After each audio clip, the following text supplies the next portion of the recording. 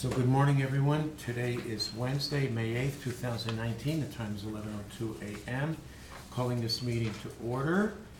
This is our 8th special meeting for our Panhandle Health District to present their annual budget with District Director Laura Whalen. It is a general discussion. Attending are Commissioners Duncan, Brooks, and Filios. Do we have any changes to the agenda? Hearing none. Laura, take it away. Thank you, Commissioner.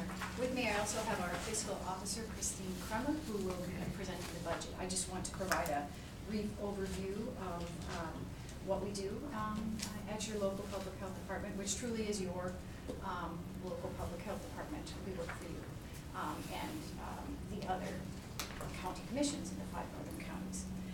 As you know, our board is made up of a representative that's either appointed or is a county commissioner, one from each of the 5 northern counties, and 2 at-large members. One of the at-large members is a physician member. He's from Kootenai County, Dr. Richard McClandress, and he's been with our board for decades, and we're very pleased to have him.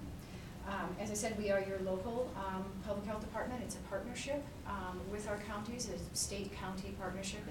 We're a bit of a, I guess they call us a hybrid entity in that we are accountable to you versus the government. We do a lot of different things. A bit about my background. I have been with the health district since 2001, in the director role since 2010.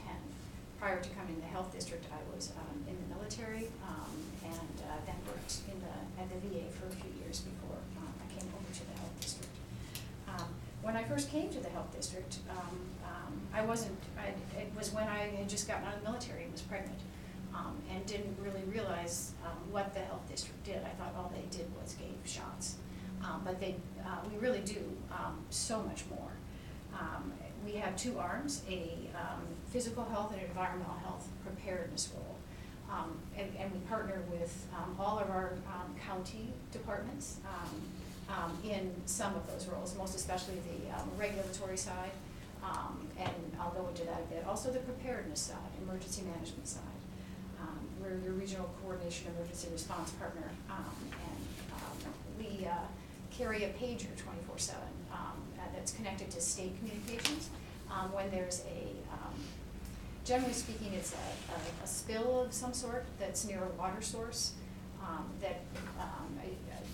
There's also other types of health calls that we get on occasion, but generally it's an environmental thing that we're involved with up here in the 5 northern counties on those state communication calls. We do have a role in Shoshone County that's a bit different with our institutional controls program. The goal is to assure that the lead exposure level is low, and that the lead levels of our folks up there are within normal range. Most especially our focus is on children. Our environmental health department, certainly our authority is delegated to us via an MOU through DEQ. We're the boots on the ground for the many of those programs. The Septic Program is one of our subsurface sewage disposal program is a large program where our environmentalists go out and permit, approve septic sites. The public water systems, restaurant inspections. In your packets, and I apologize, in your packets I do have a few things that you might be interested in. Clients served in calendar year 18, reportable diseases in 2018, and the PowerPoint. Also included our annual report, the district law, and IDAPA, and just a brochure about our services. Certainly in 2018, we did over 1,500 restaurant inspections. The bulk of them, of course, in Kootenai County. The bulk of our services are in Kootenai County because that's where the population is, of course. The aquifer, Commissioner Duncan's very familiar, as you all are, of our critical materials program, where we look at chemicals that are stored above the aquifer and work with the owners to assure their secondary containment and to rectify any chemicals that might be leaking into the aquifer. Child care, health, and safety.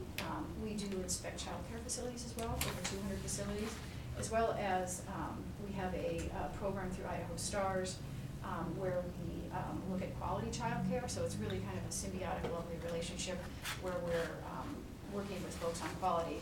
And if there is an issue that's identified through a health and safety inspection, we can work to rectify that. Solid waste, we work with your solid waste departments to assure compliance with all the requirements that there are, as well as land development and reviewing and lifting sanitary restrictions on subdivisions. Our role, of course, is to protect the buyer, assuring that the lots can be served by water and sewer. We work very closely with your staff. Again, our authority is delegated. The rules that we follow are, our authority to implement them is from DEQ.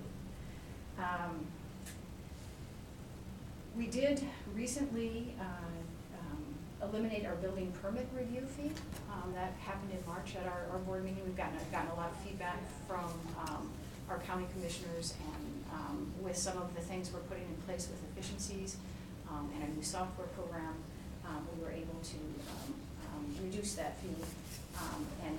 And from what I hear from my staff, we work beautifully with your Mr. Callahan's department. Community development. Yeah, it works really well. The other side of the things that we do are our public health services arm. We have a clinical component, STD clinics, as well as some primarily women's health services that we provide.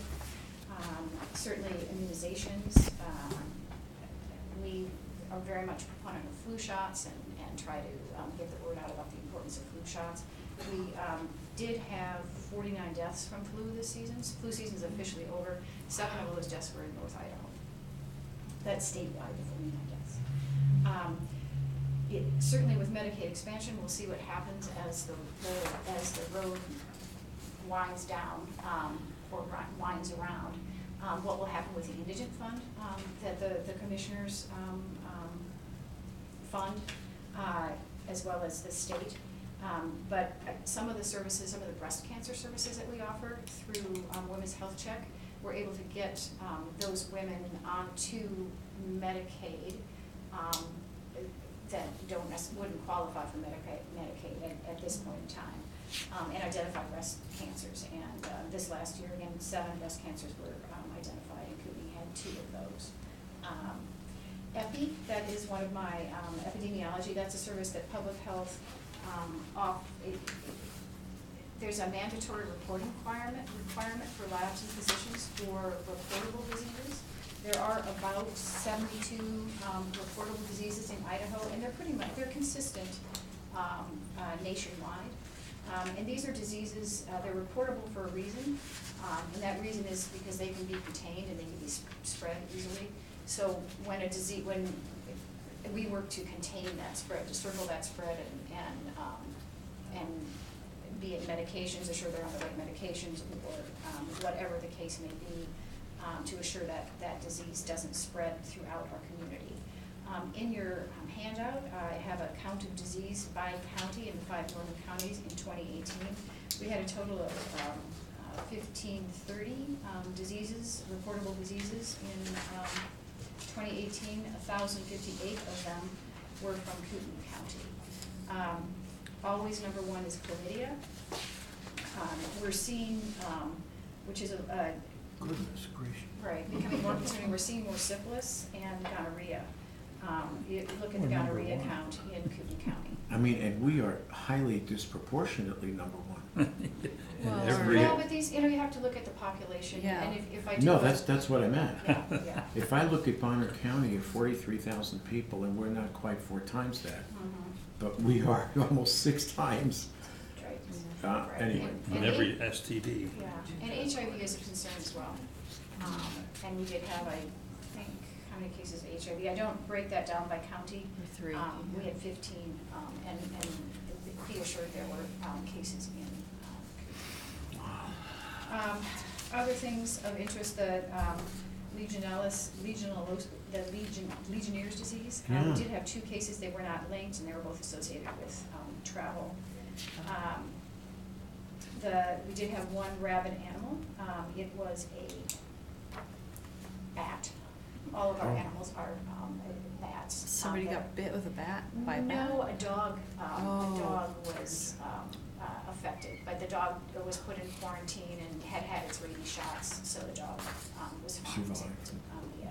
But a lot of people, as you can see, 15 in Kootenai County because we sent, I think, around 50 animals, most of them bats, to the lab in Boise to see if they had rabies. And this one bat came back positive. But if somebody believes they've been exposed, they have the option, and certainly in discussion with their primary care provider, to go through something called post-exposure prophylaxis, which is that series of anti-rabies vaccine shots for prophylaxis to assure that they are safe, because you don't necessarily survive rabies. Then the other interesting thing, as I said, the syphilis, the 21 cases, that's many syphilis cases here. As you can see, there were only, at the 23 cases in the 5-county region, and 21 of them were from here. So we are seeing, in the last 5 years, I think, an increase in gonorrhea and syphilis. Chlamydia has, I don't want to say it's stayed stable, it goes up by cases each year, but. How do you explain the fact that in some of these categories, quite a few of them actually, we're so disproportionately higher than the other counties? Are you talking specifically about the sexually transmitted diseases? Yeah, I guess. We live near a very large city in Spokane, and I think people travel back and forth. An I-90 going. Yeah. Once you're involved in there's communities of people that don't practice safely. We have, I think the increasing drug problem that we have here is associated with that, which is another thing we're working with our community partners for solutions. We had an opioid symposium I think it was last October or September, and out of that symposium, some very interested community members, community leaders, working on harm reduction, prevention, access to treatment, and community resources. And I'm seeing some great things from these groups, and there'll be there'll be more word on the outcomes of what they're doing. The MAT therapy, the Medicaid-assisted therapy, looking at trying to assure that that's available in the 5 northern counties.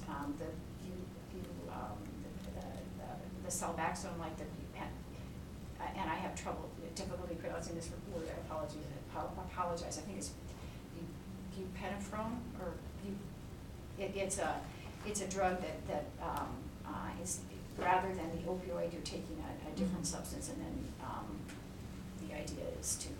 Is that similar to Suboxone? Yes, or? very similar to Suboxone, but it's the new drug that they use in MAT. So we've got some, know that you have some very active community members, including law enforcement, that are working on these groups, and providers to look at ways we can bring solutions to this problem that we have. As I'm sure you're aware via your sheriff, there are drugs and opioids and heroin, and not just meth. Not that meth is not just, but there's a wide variety, which may contribute to some of these diseases. The other interesting one that I'll point out and then move on is the tick-borne paralysis. That was in a child. It's an interesting tick. It produces a neurotoxin and causes an ascending paralysis. But once you take the tick off, all better. Yeah, so. Wow, that's nice. And we don't have a major tick problem in this part of the country. No, we don't have Lyme. We did have some cases of Lyme on here, if you look. Midwest and like- East But they were and East South, I Coast. think. Yeah, Yeah, they but- were yeah. reported cases. Just looks like one. Yeah. Right, one case of. Yeah, I think if you get outside the county and go south, I know for a fact, or west. Or in more humid climates. Well, I'm just talking about down around the casino. Oh. Because a lot of my friends hunt down there and are engaged in the shooting sports, and they come back filthy with ticks. Yeah, but no Lyme's disease. yeah. No, no, no, Yeah. no, Okay. no, no. Okay. The Yeah. tick problem is a tick problem. Yeah, well, even at my house, my cat had a tick last year, and Yeah. so we're searching them this year. Yeah. Which is so odd, because we've never in 20 years had ticks until last year, so. Right, and there's something about that mountain barrier that's keeping those eastern ticks, which is fine. Mhm, mhm. So, our community health assessment, we completed a rather involved community health assessment this last year of the 5 northern counties, that involved a lot of interested community members as well as community leaders and focus groups, looking at what are the major health problems in our 5-county region. And certainly access to care rose to the top, mental health and suicide, and substance use and opioids. So we are in the process, and will be in the process for some time to come in our community health improvement plan, and looking at how we as a community, because certainly the health district can't do it all, but how we as a community can work to bring solutions to some of these problems. One thing that I wanted to mention is we are an accredited health district. We became accredited this last year, which is kind of a big deal. It's a national accreditation. Yeah, I was just gonna ask. We are one of less than 300 health departments, health districts that are accredited out of over 2,000 in the states. It's been around for 5 years, so we're seeing more and more in Idaho that this locals and state can choose, and tribal can choose to go through the process. The state chose to go through the process, and they're accredited, as is Health District 2 immediately south of us. So WIC, we offer WIC services, women, infant, and children, where we've served over 7,000, had over 45,000 visits, serving over 7,000 individuals in our offices. Diabetes prevention program. We do offer some limited oral health services, primarily in schools, where we have some contracted hygienists that are putting ceilings on. Tobacco cessation program. We do have a home health arm and a home visiting arm as well, a nurse-family partnership, parents as teacher component, which is going beautifully. If you look at our foster care system in North Idaho, and throughout the state, the legislature actually took a look at it this past year, and asked, actually it's in its 2nd year now, asked that the health districts put together a citizen review panel to look at every case that's in the child protection system that's over 120 days, and make recommendations to the legislature on a quarterly basis on what can be done to improve the system. We're very fortunate. We have some incredible volunteers on this panel, including law enforcement, lawyers, CASA advocates, who really are taking an interest and have a passion for this type of work. So the beauty of it is there is a resource that health and welfare and that some of these young mothers can take advantage of through our nurse-family partnership, where we can pair a nurse with a mother who is pregnant and of lower socioeconomic or has some need, and that nurse will stay with that mom and teach her things about parenting and about the resources that are available to her until the baby is 2. As well as our Parents as Teacher program, which takes a different tact, and the mom doesn't have to be pregnant, but can provide resources and help to solutions rather than just, we're solutions based. So again, the majority of our folks are in Kootenai County for that program. So I mean, as you can see, we have a lot of different programs that serve a lot of different needs, from the very young to the very old. One of my passions, I guess, if you will, is our suicide prevention work. We work very closely with your deputy coroner through our Suicide Prevention Action Network, which is a coalition of community members who meet monthly and look at suicide prevention. We're focused on data, and we're able to get data from our 5 county coroners on a monthly or quarterly basis in some cases. And what do we do about those numbers? Well, then we know, we certainly know that any suicide is a loss to so many people. But we know that the majority of folks that do die by suicide are a middle-aged to older white man. Certainly, we did have, we have children die by suicide as well. We have all ages. But where do we put our efforts? And we put them all over the place. One of the things that we do is a training called Question, Persuade, Refer, where we send somebody for an hour-and-a-half training into a school, we could offer it here at the county, just to be comfortable in asking the question. Because often it's not easy to ask a friend if they're suicidal, and then persuade them to get help and refer them to a source for help. It's just it's an awareness. There needs to be an awareness. Everybody plays a role in suicide prevention. We offer a survivor support group. I have a volunteer who monthly meets with survivors who've gone through this devastating loss and how to deal with that. I certainly want to leave ample time for Christine to review the budget. I will give you a little preview. As Dina heard at our April board meeting, and I appreciate that Dina and Lori were able to attend, we will be asking for the second year a 0% increase in the funding from our counties. And we've chosen to do this because we're fiscally conservative, and we feel we can do it again this year based on some things that are going on with the insurance premiums.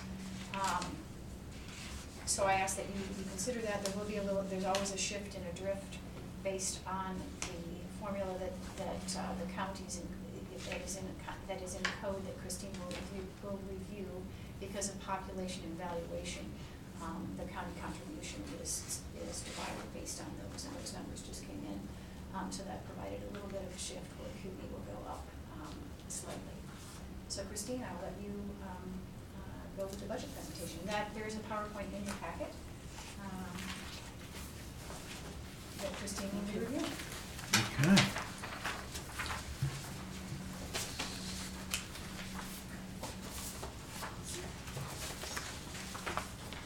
There's one of these in your packet, but this is a little larger, more friendly to look at. Thank you.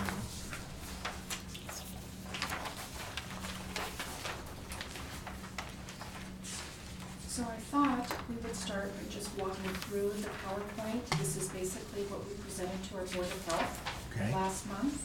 And some of you are familiar with this process already. I see we have some new commissioners. Okay. So we'll start with the state funding. And Idaho code states that they will contribute 67% towards the health district, and that's 67% of the county contributions. What the counties have contributed to the health district, the state will match by 67%.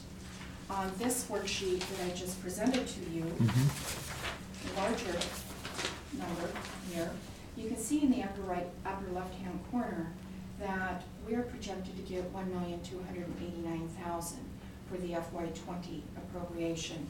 That's out of a total appropriation for all 7 health districts of $9.6 million. So 67% of that would be $6,220,000, and then that is allocated out to the individual 7 health districts. Got it. And District 1, we are anticipated to receive $1,289,000 of that $9,632,000. So the remaining 33% of the state allocation is allocated out based on infrastructure, poverty, population, and the health professional shortage area, HPSA code. And the poverty and HPSA, those are indicators of an area's need for public health services. So again, we can see that we will be getting $1,289,000 of the total appropriation. We should also probably we should focus back on tax effort. You can see that in FY19, we received $1,213,000. Correct. Because we did not ask for an increase last year, if I use 3% as an example, if we had requested a 3% increase in county appropriation, we would have received approximately $21,000 more in state appropriation. So there's somewhat of a penalty in not requesting more funding or receiving more county funding. The other thing that we should also take a look at here is Health District 1, and let's go to the right side of the page where we can see under the FY 2020 allocation. Yes. We will be receiving the $1,289,000, but Ada County, I apologize. Let's move back to the Okay. left-hand side. Okay. I'd like to focus on the tax effort. So last year, we received $1,213,000. Got it. Ada County received $2,300,000 in county support. And similar to District 1, District 5 received $1,220,000 in Where's county District? support. Oh, under county. District 5 is Twin Falls. Oh, Twin okay. Falls area. So if there are no questions on this worksheet, we can move on to a description of county funding. Several pages back, page 5. County funding, how that is determined is 70% is determined on population, on the basis of population. Okay. 30% is determined on the taxable market value. Your next page, this is just showing the changes in population and valuation from FY20 to the FY19 budget. We can see that overall in the 5 northern counties, based on the census count, estimated census count, population has increased approximately 5,300 for the 5 northern counties. 3,800 of that is in Kootenai County.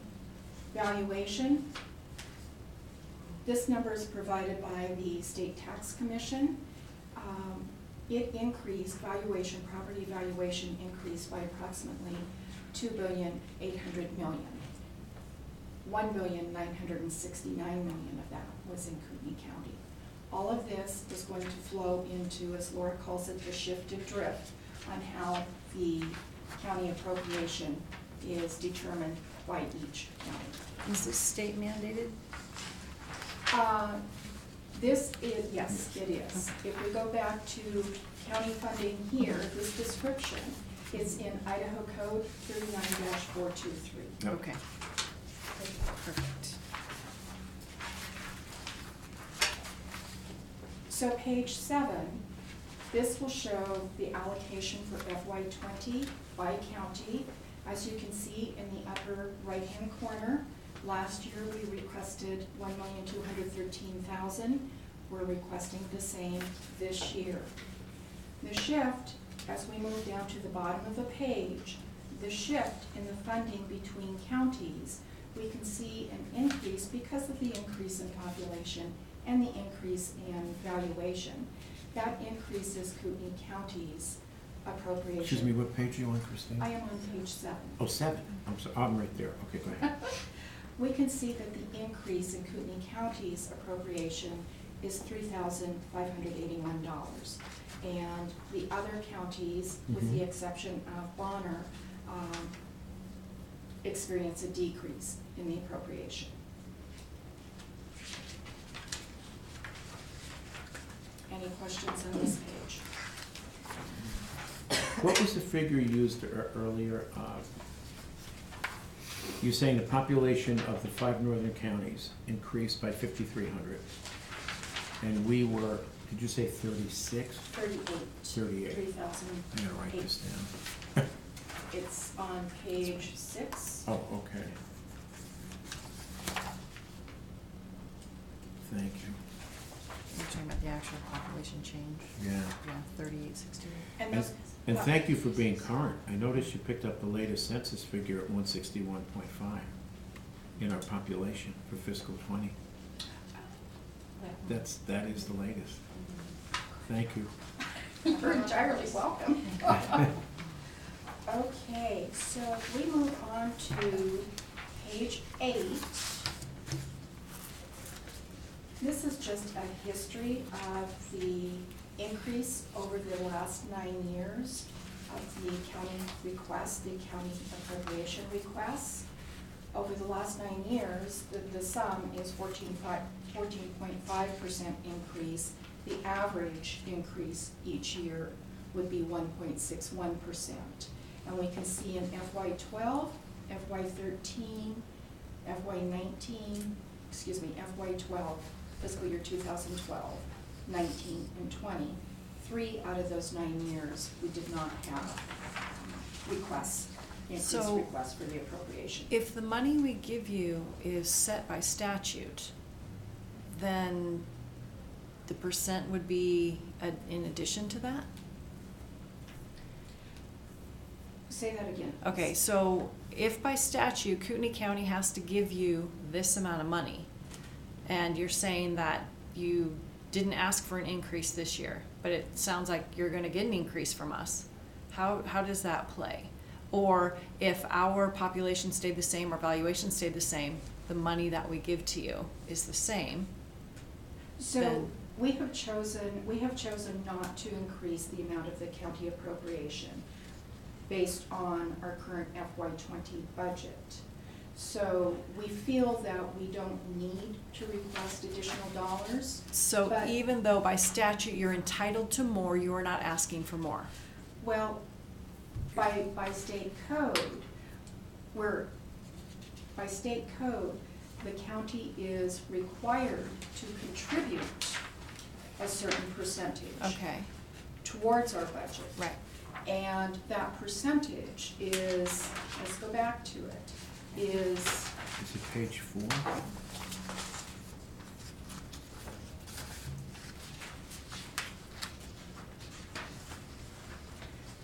the allocation is based on, 70% population, 30% Right, page 6. on valuation. And then if we go to the calculation, let's go back to the calculation page here on page 7. Okay. So we have, in our budget, I think I'm answering my question. We have asked for the 1,200,000 coming from the counties. So, Our portion goes up, but everybody else's goes down, so your budget stays the same. right, yes. Okay. Yes. Thank you. That's what I wanted to make Now, sure. next year, we most likely will need to request an increase. The reason why we can stay at 1.2 million this year is because, once again, excuse me, we have stable health insurance premium rates. Currently, they're $11,650 per employee. Last year, or this current fiscal year 19, we had 2 premium holidays where we were not assessed a fee for premiums. Next year, FY20, we will not have premium holidays, but we will have a reduction in insurance rates, the insurance premium rate. It will stay the same, they're not increasing it. Okay. So 1 year is called a premium holiday, 1 year is called a rate reduction. We anticipate that next year, and the FY21 budget, we anticipate that those premiums could actually be in the $14,000 range. But due to the savings, we can keep our county appropriation request at the same limit as FY19. Christine, if I might interrupt just for a moment. If I look at what some of my counterpart districts are doing, there's 7 health districts, and it appears, certainly they're going through the same process with their county commissioners. It appears all but one will be asking for a 2 to 3% increase. which will again negatively affect us next year for the state appropriation Right. because of how the trustees have set up that, that much of a emphasis on the county contribution and tax effort. It's So- kind of a catch-22. Sure. So when you do ask for an increase and it comes before the counties, it's still just split out by that percentage of the By population value? Population valuation, yes, ma'am. Okay. Okay, so if I look at page 7, bottom of the page for Kootenai County, the FY19 was roughly 800,000, a little over. So we actually do get an increase of about $3,500, right? Right. Correct. Taking us up to 804. Correct. Okay, but overall, you're flat for the district. Yes, sir. Correct. Okay.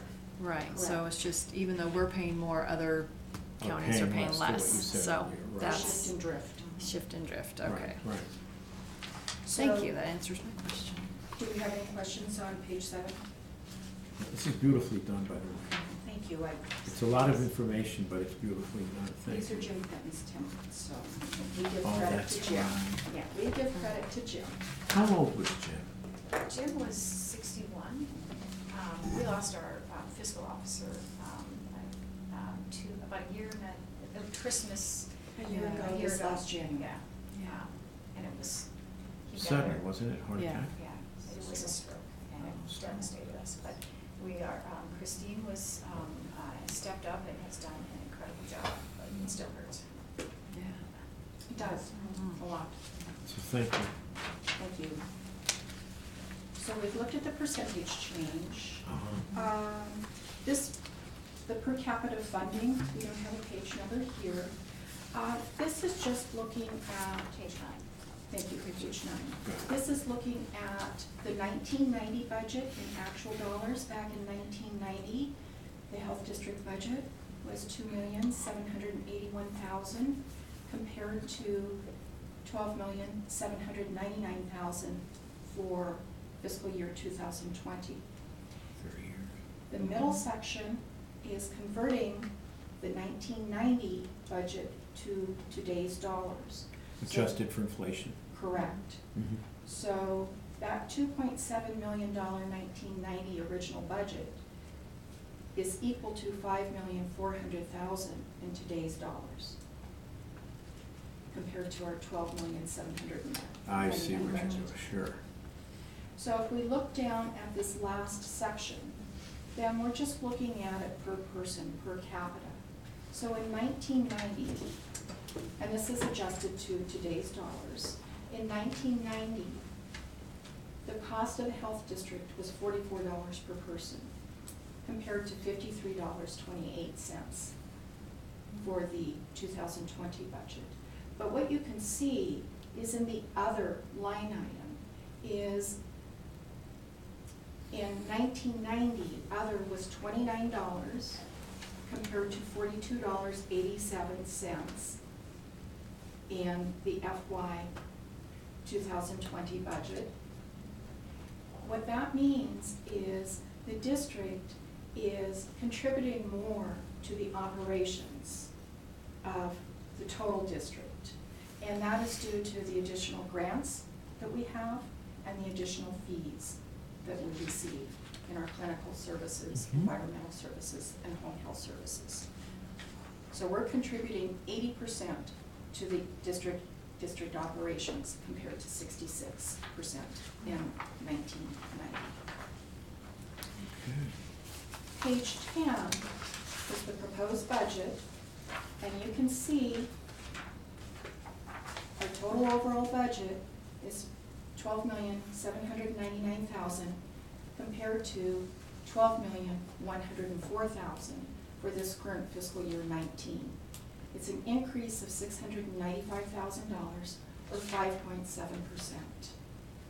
Now, last year, you chose not to see the individual detail for the changes in personnel, operating, and capital. Would you like to see that this year or not? The detail is in the back, your back pages. What I can say is, since personnel is the majority of our cost, that increase is coming from, and it's a total increase of $377,000. The majority of that is 2 new FTEs, which are funded by individual programs, they're not district funded. And there's a 3% increase, merit-based, which is at the recommendation of the governor. So there's a 3% merit-based increase in that salary built into that. And you'll also see that fringe has increased. So of course, when you have an increase in salary, your taxes and workers' comp and state unemployment, that's also going to go up. So that's the major change in the personnel. Okay, component. that's fine. So if you look back, we also have the pie chart back here, and that is page 16. And this is just a visual illustration of our budget. You can see that 34% of our budget is coming from fees, 45% is coming from contracts, 9% is county funding or county appropriation, and 10% is the state appropriation, and then 2% is miscellaneous interest, donations, and such.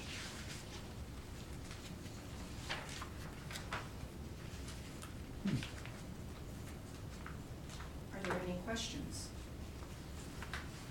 When you say 45% contracts, what is that exactly? That would be, most of our contracts, grants, come from Department of Health and Welfare, Okay. okay? For example, WIC is one of our large contracts, our preparedness contract, and epidemiology, there's kind of partnership. And those are contractual relationships where we have deliverables and report back to the state. Okay. This is for this. So 9%, I'm trying to relate this now, 9% is from the county Correct. of your total funding. Let me go back to that. And if I, and again, I like to do peer-to-peer, looking at our other districts and what, and we are a little bit different in the sense that they're more dependent on their counties and the state funding.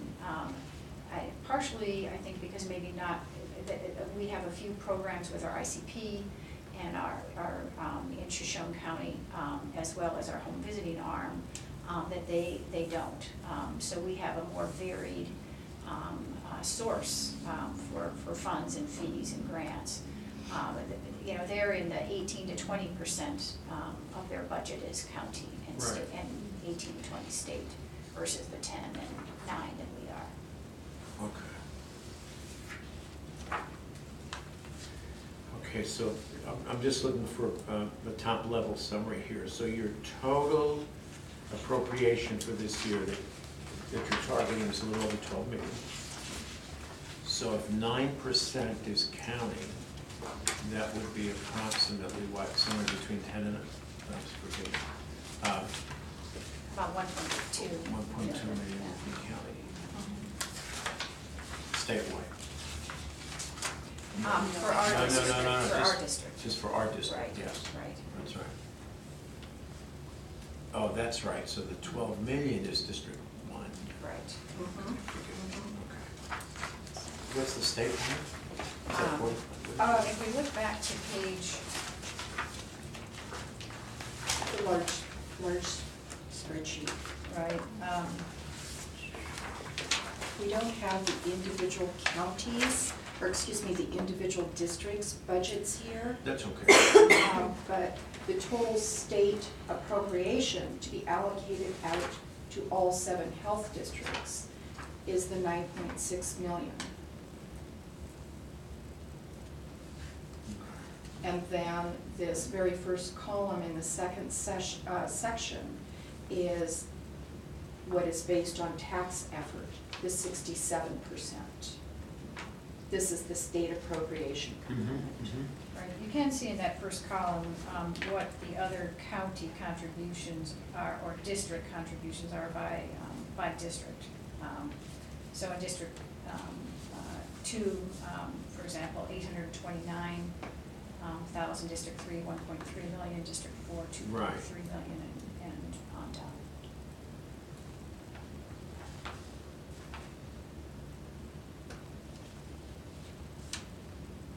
Okay, there we go. Okay, let's see. Okay.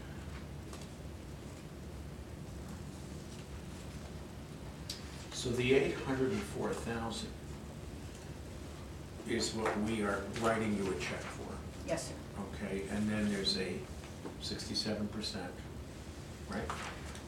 Then there'll be a match, the state will match that next Next year year. at 67% Right. of the, Up to 05 Right. counties. Oh, okay, Yeah. oh, fuck, yeah, all right. So the 1.2 million. right. Hence the 1.2. Right.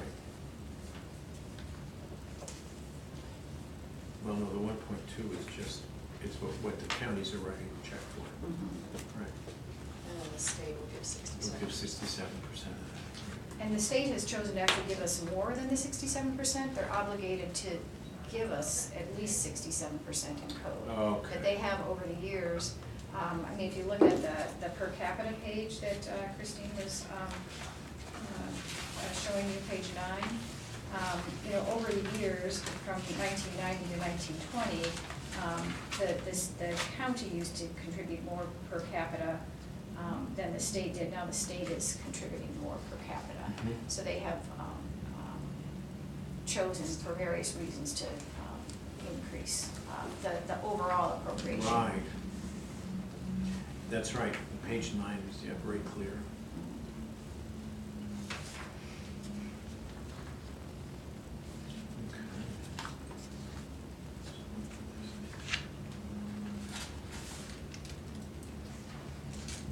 Okay. Total budget, yeah, 12.8 million.